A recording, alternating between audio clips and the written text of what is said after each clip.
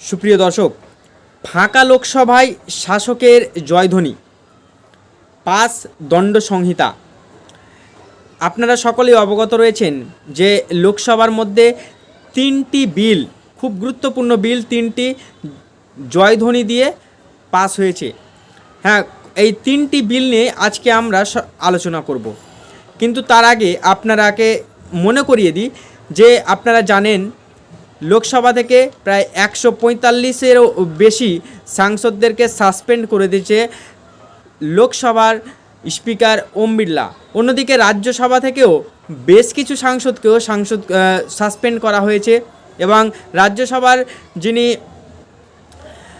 উপরাষ্ট্রপতি মাননীয় জগদীপ ধনখড় মহাশয়, তিনি তাদেরকেও সাসপেন্ড করেছেন এবং তিনার মিমিক্রি বিবাদ নিয়ে যাবতীয় যে আলোচনা মিডিয়ার মাধ্যমে এবং সোশ্যাল মিডিয়ার মাধ্যমে, তা রাজনৈতিক যে বিরোধী ইন্ডিয়া জোট রয়েছে তাদের অনেকটাই সমালোচিত করছেন এই বিজেপি এবং বিজেপির সাথে যে সমস্ত জোট শরিক রয়েছে তিনারা, আর তার সঙ্গে গদি মিডিয়া তো রয়েছে। কিন্তু দর্শক, গুরুত্বপূর্ণ বিষয় হচ্ছে যে 145 জন সাংসদের অনুপস্থিতি ছাড়াতেও কিভাবে বিলকে পাস করা যায়, প্রথম প্রশ্ন। দ্বিতীয়ত হচ্ছে যে লোকসভার মধ্যে যে আলোচনা হয়, বিরোধীরা যে প্রশ্ন করেন সরকারকে, সরকার সেই বিরোধীদের প্রশ্নকে ভয় পেয়ে তাদেরকে কি বাইরের রাস্তা দেখানো হলো?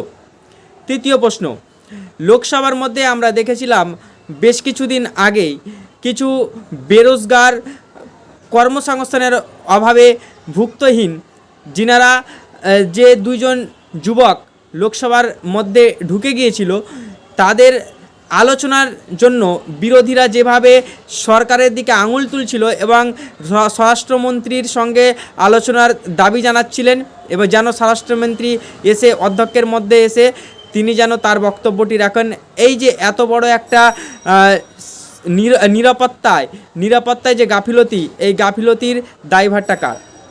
তো দর্শক, এই সমস্ত বিষয়বস্তুর সাথে যে তিনটি গুরুত্বপূর্ণ বিল পাশ করিয়ে নিয়েছে মোদী সরকার, ফাঁকা লোকসভায় 145 থেকেও বেশি সাংসদ তিনারা অনুপস্থিত, তাদেরকে সাসপেন্ড করে দেওয়া হয়েছে এবং তার সাথে জয়ধ্বনি দিয়ে পাস হয়েছে দণ্ড সংহিতা বিল।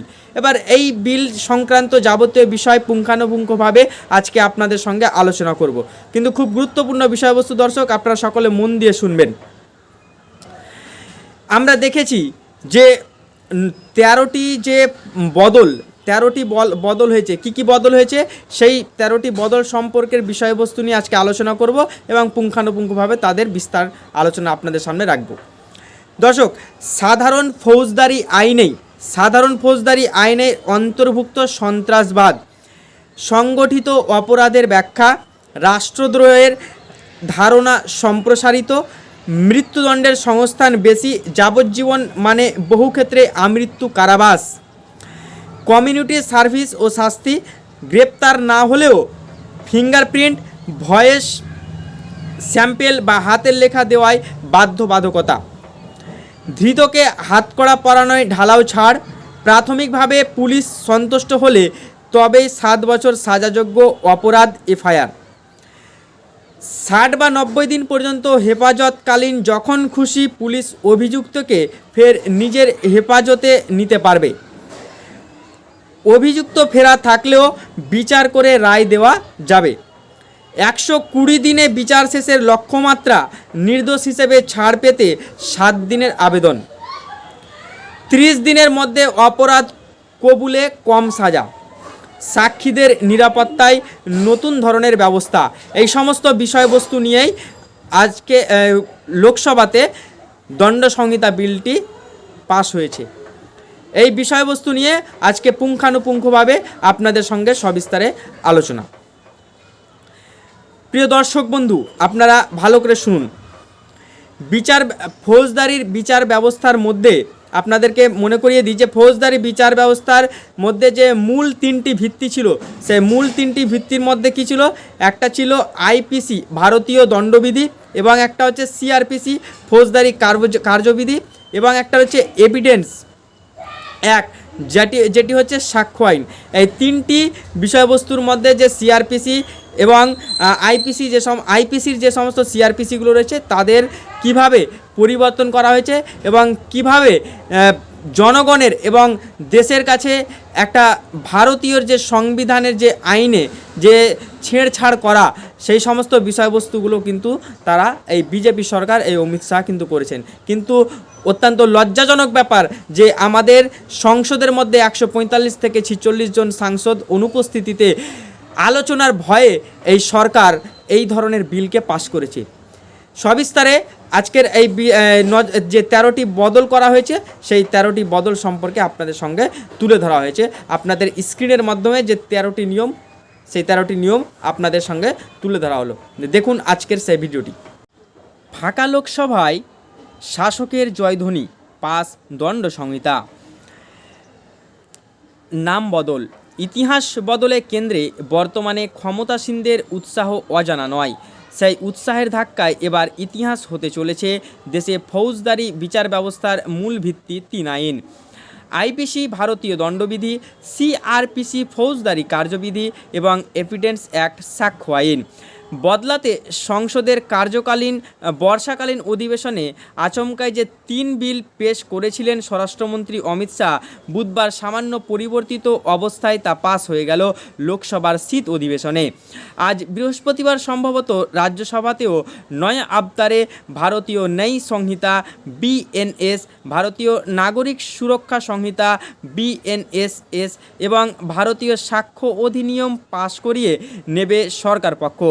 আগস্টে আচমকা 3 বিল পেশকে মোদী সরকারের জুমলা বলে চিহ্নিত করেছিলেন বিরোধী সাংসদরা। গত কদিনে সেই বিরোধীদের অনেকে লোকসভা ও রাজ্যসভা থেকে সাসপেন্ড হয়েছেন। ফলে কার্যত ফাঁকা মাঠে একতরফা ভাষণের শেষে বুধবার লোকসভায় ধ্বনি ভোটে পাশ করিয়ে নেওয়া হলো 3 নয়া কানুন, যা উত্তরোত্তর অসহিষ্ণু হতে থাকা রাষ্ট্রের পূর্ণ মাত্রায় পুলিশ স্টেট হওয়ায় পথ সুগম করবে বলে মত প্রাক্তন বিচারপতি এবং বর্ষীয়মান আইনজীবীদের অনেকেরই। ঘটনা হলো এই প্রথম সাধারণ ফৌজদারি আইনে সন্ত্রাসবাদ এবং সন্ত্রাসবাদী কার্যকলাপকে সংজ্ঞায়িত করা হয়েছে। এতদিন যা ছিল দানবীয় ইউএপি এর অন্তর্গত। ইউএপিএতে স্পেশাল কোর্ট পুলিশের উপরতলার অফিসারের হাতে তদন্তভার। সরকার মনোনীত উচ্চ পদমর্যাদার অফিসারের অনুমোদন সাপেক্ষে প্রয়োগের ব্যবস্থা ছিল। এখন সাধারণভাবে বিএনএসের ধারা ব্যবহার করবে পুলিশ। ইউএপিএতে থাকছেই মহারাষ্ট্র গুজরাটের বহুল সমালোচিত বিশেষ আইনের সংগঠিত অপরাধের ধারণাও অন্তর্ভুক্ত হয়েছে বিএনএসে।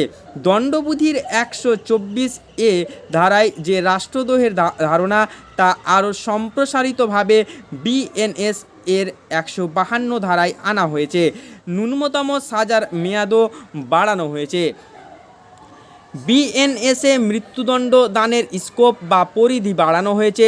ঔপনিবেশিক এই প্রবণতায় লাগাম টেনে স্বাধীন ভারতের সুপ্রিম কোর্ট মৃত্যুদণ্ডের পরিধি সংকুচিত করে এনেছিল। এখন একাধিক অপরাধে মৃত্যুদণ্ডের সংস্থান রাখা হয়েছে। মৃত্যুদণ্ড মকুব সাংবিধানিক পদ্ধতিও কাটছাঁট করা হয়েছে।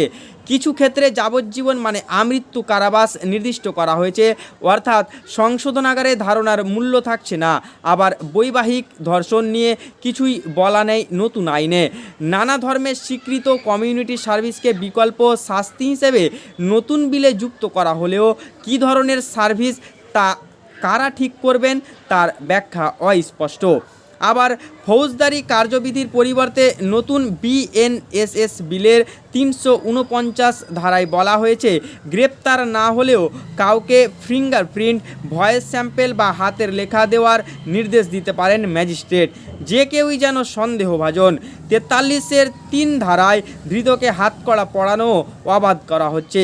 173-এর 3 ধারায় প্রাথমিকভাবে পুলিশ সন্তুষ্ট হলে তবেই 7 বছর সাজাযোগ্য অপরাধে এফআইআর রুজু করবে। মনে অভিযোগ জানানোর অধিকার এবং প্রতিবিধানের আশা কমছে। সবচেয়ে মারাত্মক 187(3) ধারাটি, যেখানে 60 বা 90 দিন পর্যন্ত হেফাজতকালীন যখন খুশি পুলিশ অভিযুক্তকে ফের নিজের হেফাজতে নিতে পারবে। প্রচলিত ব্যবস্থায় গ্রেপ্তারের প্রথম এবং সর্বোচ্চ 15 দিন পর্যন্ত শুধু অভিযুক্তকে পুলিশ নিজেদের হেফাজতে নিতে পারে। নতুন ব্যবস্থায় হেফাজতে অত্যাচার বাড়ার আশঙ্কা, অভিযুক্ত ফেরার থাকলেও বিচার করে রায় ঘোষণার অভিনব ব্যবস্থা থাকছে নতুন নিয়মে। যে কোনো অপরাধে 120 দিনে বিচার শেষের লক্ষ্যমাত্রাও বাঁধা হয়েছে। নির্দোষ হিসেবে ছাড় পাওয়ার আর্জি জানাতে কোনো অভিযুক্ত 7 দিনের বেশি সময় পাবেন না বলেও ঘোষণা করেছেন স্বরাষ্ট্রমন্ত্রী। তবে 30 দিনের মধ্যে অপরাধ কবুলে সাজা কমারও আশ্বাস দিয়েছেন অমিত শাহ। নতুন সাক্ষ্য অধিনিয়মের 115 নম্বর ধারার বলা হয়েছে, বিএনএসের যে সব ধারায় রাষ্ট্রের বিরুদ্ধে যুদ্ধ ঘোষণা, ফৌজদারি ষড়যন্ত্রে লিপ্ত থাকা ইত্যাদি ক্ষেত্রে অথবা উপদ্রুত আইন যেখানে লাগু আছে, এমন ক্ষেত্রে অভিযুক্তদেরই প্রমাণ করতে হবে তারা নির্দোষ। ন্যায় বিচারের মৌলদর্শন যতক্ষণ না অপরাধ প্রমাণিত হচ্ছে ততক্ষণ পর্যন্ত নির্দোষ এই ধারণায় ধূলিসাৎ হলো। বৈদ্যুতিন সাক্ষ্য গ্রহণের সংস্থানেও বিপদ দেখছেন অনেকে। এর আগে একাধিকবার ফৌজদারি বিধিতে সামান্যতম পরিবর্তনেও বিভিন্ন স্তরে বিশদ আলোচনার নজির রয়েছে। ল কমিশনের পরামর্শ নেওয়া বা আলাদা কমিটি গঠনের রীতিও আমল পায়নি। অতীতে মল্লিনাথ কমিটি বহু সুপারিশ করেছিল বহু আলোচনা পরামর্শ গ্রহণের পরে। বলা হচ্ছে ঔপনিবেশিক আইন বদলানো হচ্ছে, এটাও পুরো সত্যি নয়। অন্তত 75 বার সংশোধিত হয়েছে আইপিসি, সিআরপিসি, যা এখন প্রচলিত, সেটিও 1973 সালের। দণ্ডবিধি, ফৌজদারি কার্যবিধি ধারার পর্যালোচনায় বিভিন্ন আদালত যেসব রায় দিয়েছে, কেস ল তৈরি হয়েছে, সেসবের কি হবে তাও অজানা। বিচারের সংকটের আশঙ্কা, সেই সূত্রেই থানা পুলিশের রোজগার কাজও স্লথ হয়ে পড়ার সম্ভাবনা। বিরোধীরা নতুন 3 বিল নিয়ে তাড়াহুড়ো না করার আবেদন করেছিলেন কেন্দ্রের কাছে, বহু সংশোধনীয় সুপারিশ করেছিলেন, কিন্তু মূলত ব্যাকরণগত কিছু সংশোধন ছাড়া গুরুত্বপূর্ণ কোনো বদলে রাজি হয়নি সরকার পক্ষ। এরই মধ্যে সংসদে বিক্ষোভে 143 বিরোধী সাংসদ সাসপেন্ড হন, ফলে পরের পর বিল পাস, রুটিন সংসদীয় বিতর্কেরও সুযোগ হয়নি। ফাঁকা মাঠে অমিত শাহ হুঙ্কার ছেড়েছেন, টিপ্পনি কেটেছেন ইতালীয় মাইন্ডসেটের লোকেরা। ভারতীয় বিচারধারা অনুযায়ী প্রস্তাবিত আইনের মূল্য বুঝবেন না, কিন্তু আম ভারতীয় কি মূল্য চোকাতে ভবিষ্যতে, সেটাই সম্ভবত সবচেয়ে গুরুতর প্রশ্ন। ব্যুরো রিপোর্ট, টি নিউজ বাংলা। দর্শক, আজকের এই ভিডিওটি আপনাদের কেমন লাগলো আপনারা আপনাদের মন্তব্য কমেন্ট বক্সে জানান, এবং আমার তানভীর মির্জা অফিসিয়াল ইউটিউব চ্যানেলটি সাবস্ক্রাইব করুন, ফলো করুন টি নিউজ বাংলা, ফলো করুন আমার ফেসবুক পেজ তানভীর মির্জা। সকলে ভালো থাকবেন, সুস্থ থাকবেন। এখনকার মতো বিদায় নিচ্ছি, ধন্যবাদ।